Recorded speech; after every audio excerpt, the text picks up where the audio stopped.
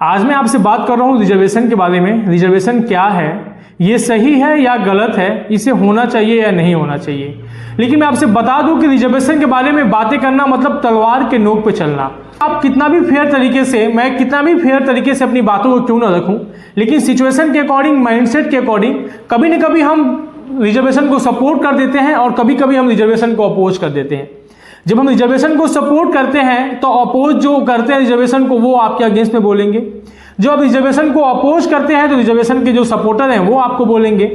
लेकिन मैं आपसे रिक्वेस्ट करूंगा कि आप न्यूट्रल होकर इस वीडियो को देखिएगा। आप सपोर्टर होकर या उसके अगेंस्ट में जाके इस वीडियो को ना देखिएगा, आप न्यूट्रल होकर वीडियो को देखिएगा। बाद में आप अपना प्रतिक्रिया दीजिएगा कि आपको कैसा लगा ये वीडियो। नमस्कार, मेरा नाम है MS द्विवेदी और आप देख रहे हैं MSD टेक गुरु।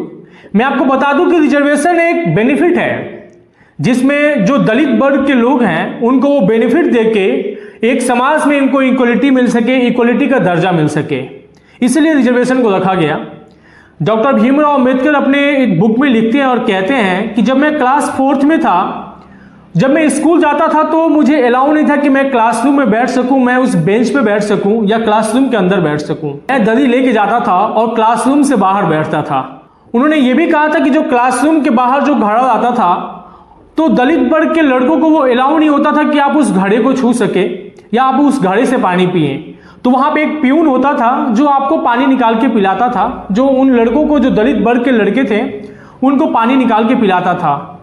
तो उन्होंने एक कहा था कि नो प्यून नो वाटर, मतलब जिस दिन प्यून नहीं आएगा उस दिन आपको पानी नहीं मिलेगा। ऐसा है कि कोई लड़का है जो पानी निकाल के आपको पिला दिया, लेकिन जेन्युइन सी बात यह थी कि अगर प्यून है तो आपको पानी पिलाएगा, प्यून नहीं है, अगर कोई लड़का पानी नहीं पिलाता है तो आपको पानी नहीं मिलेगी। मैं आपको बता दूं कि डॉक्टर भीमराव अंबेडकर जब संविधान लिखे तो संविधान में उन्होंने ये लिखा था कि जो आरक्षण मिलेगा ये किसी इकोनॉमिक के बेसिस पे नहीं मिलेगा। इनको समाज में जो दलित वर्ग के लोग हैं, जो पिछड़े वर्ग के लोग हैं, इनको समाज में इक्वलिटी चाहिए थी, इनको समाज में समान दर्जा चाहिए था, इसलिए इन्होंने आरक्षण को लगाया। मैं आपको बता दूं कि लोग कहते हैं कि अगर घर में 2 भाई है और 2 भाई में से अगर एक भाई कमजोर है या किसी बीमारी से वो पीड़ित है तो ऑब्वियस सी बात है कि उसके माता पिता उस भाई को थोड़ा पौष्टिक खाना देंगे, थोड़ा पौष्टिक करने देंगे कि वो मजबूत बन सके। ऐसा नहीं है कि उसको पौष्टिक खाना दे रहे हैं तो बड़ा वाला जो भाई है, जो सही है, उसको भी देना जरूरी है। लोग उस बच्चे को दे के उसको मजबूत करते हैं, लेकिन जब आप अपने घर में होते हैं तो इस चीज़ों को सोचते हैं और आप जब घर से बाहर निकलते हैं तो आप इस चीज़ों को भूल जाते हैं। जो आपके देश का मालिक है, प्रधानमंत्री है, उसके लिए भी एक देश एक घर जैसा है। वो अपने भी घर को वैसे ही देख रहा है जैसे आप अपने 5 या 10 लोग के रहने वाले घर को देखते हैं, वो भी उस देश को ऐसा देख रहा है। मैं आपसे बहुत दुख के साथ बताना चाहता हूं कि अब इस घर में पॉलिटिक्स घुस गया है।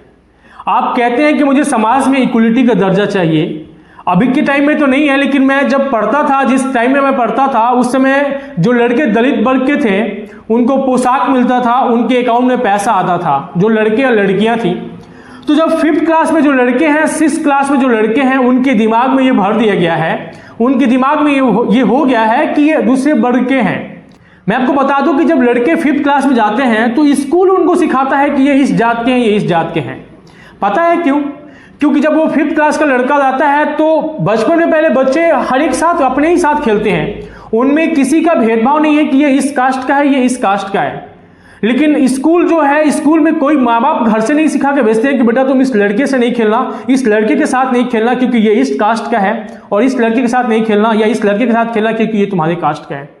मैं आपको बता दूं कि जब वो लड़का स्कूल में जाता है तो 5th क्लास का जब वो फॉर्म भरता है तो उसमें वो अपने कैटेगरी के साथ अपना जाति प्रमाण पत्र सबमिट करता है और बताता है कि मैं इस जात का हूं, और उस लड़के को वो बेनिफिट मिलती है।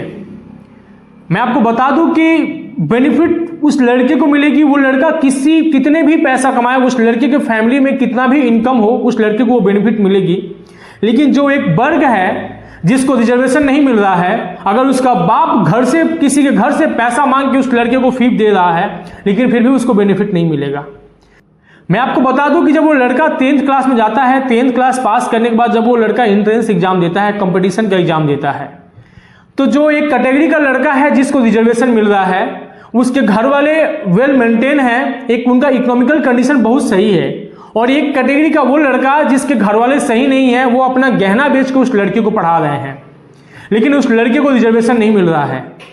जब वो लड़का एंट्रेंस एग्जाम देता है और नंबर उस लड़के से जिसको रिजर्वेशन मिला है उससे कहीं ज़्यादा नंबर लेके आया है अपने मेहनत के दम पे, उसका बाप भीख मांग के उसको पढ़ा रहा है, उसके दम पे उस पैसे का वैल्यू रख के मेहनत के दम पे वो ज़्यादा नंबर लेके आ रहा है, लेकिन रिजर्वेशन के मारा हुआ वो लड़का उस कंपटीशन को क्वालिफाई नहीं कर पा रहा है, वो एंट्रेंस एग्जाम को क्वालिफाई नहीं कर पा रहा। कभी जाके उस बाप से पूछिएगा, कभी जाके आप उस बाप से पूछिएगा उसको कैसा फील होता है। क्या उस लड़के के दिमाग में ये नहीं घुसेगा कि ये इस कास्ट का है तो इसको रिजर्वेशन मिल गया, मैं इस कास्ट का हूं इसलिए मुझे रिजर्वेशन नहीं मिला। वहां पे इकोनॉमिकल कंडीशन देखा ही नहीं जा रहा है, वहां पे समाज का इक्वलिटी देखा जा रहा है। लेकिन जेन्युइन जो रीजन है, रिजर्वेशन इकोनॉमिकल बेसिस पे भी मिलना चाहिए।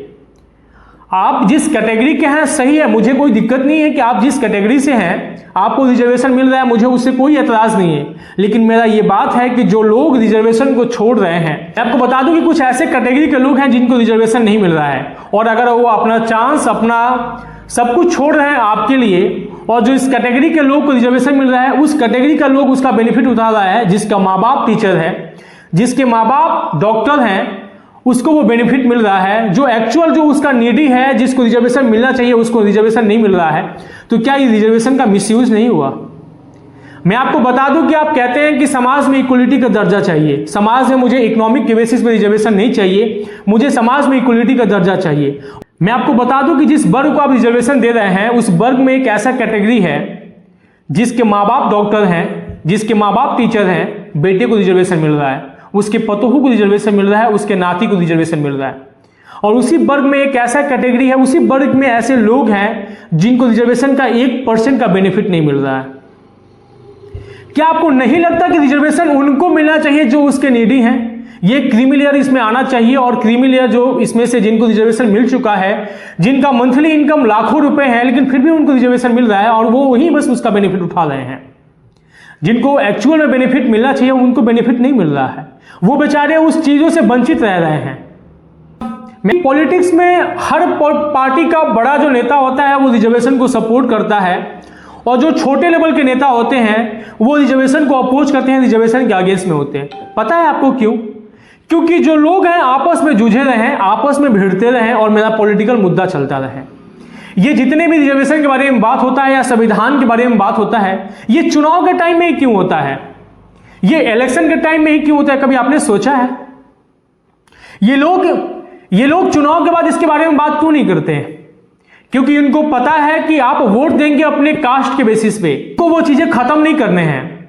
संविधान में लिखा है कि इकोनॉमिक के बेसिस पे रिजर्वेशन नहीं मिल रहा है, इनको समाज में इक्वलिटी का दर्जा चाहिए, तो अरे आप सब कुछ खत्म कर दो ना, आप सारा कास्ट ही खत्म कर दो। आप एक ह्यूमन एक कास्ट रखो, बस एक इंसान अगर है तो उसका एक इंसान कास्ट रखो। ये ब्राह्मण, राजपूत, दूसरे जो जात का है ये सब खत्म कर दो। आपको तो ये खत्म करने नहीं है, क्योंकि पॉलिटिकल मुद्दा खत्म हो जाएगा। क्योंकि जब आप खत्म कर देंगे ये चीजें तो लोग आपके काम पे नाम पे आप वोट देंगे, और आपको खुद पता है कि आप कितना काम कर रहे हैं। लोग अपने कास्ट के नाम पे आपको जज नहीं करेंगे, लोग अपने चाचा भैया और क्या बताऊं उनके नाम पे आपको जज नहीं करेंगे।